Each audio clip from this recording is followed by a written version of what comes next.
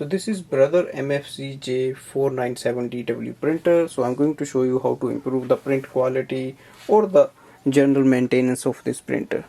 For that we simply have to click on the setting icon. You will see the general setup here. Click OK. Here is the maintenance. Click OK. Now first thing is improve print quality, so you can do that. Second is print head cleaning, so that will improve the quality as well. And here we can check the ink volume, so it will show up how much ink is left. And below is the ink cartridge model, so once we click it will show up the details of the cartridges here.